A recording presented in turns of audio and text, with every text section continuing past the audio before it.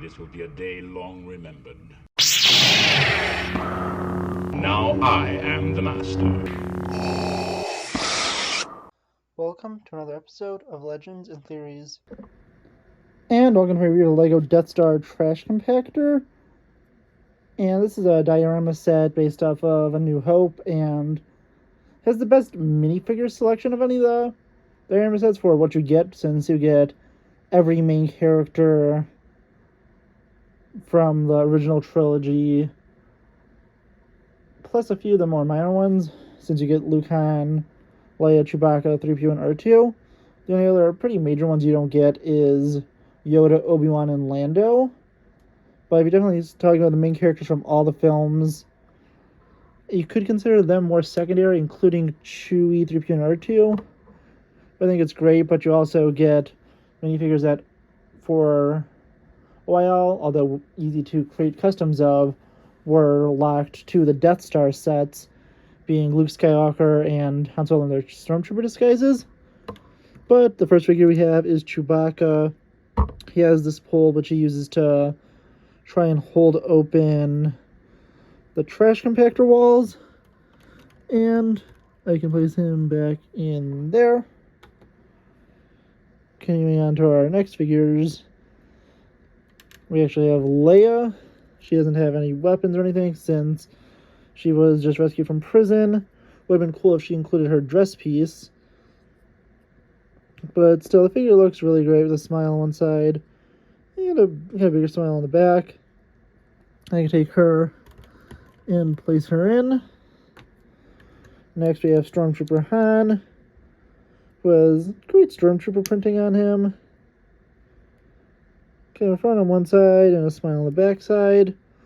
Only, well, not even major, say more minor complaint is that they didn't include the Stormtrooper helmets.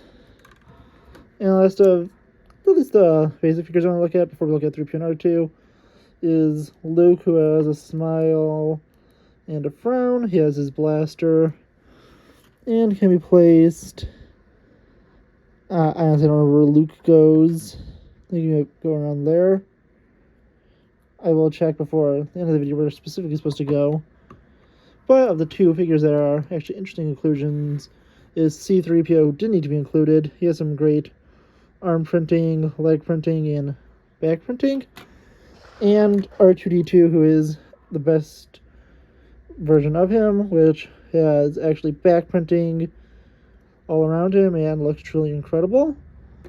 It's great they included them, even though it's for kind of bad back build, which if you turn this around, you can see there's this small area on the back which includes the area where 3PO and R2 are trying to hack into the Death Star and turn off the trash compactor walls.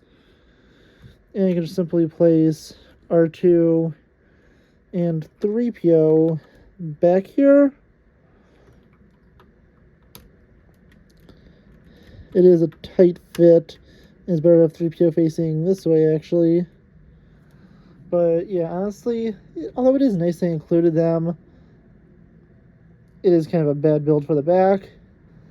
But I think there is a way to remove it. I'm just don't feel like trying to do that right now, so I don't want to mess with the build. I don't think it is possible, but I think there's a way to modify it. And looking at the trash compactor's walls, there should be a spot for Luke to stand. I believe it's around here.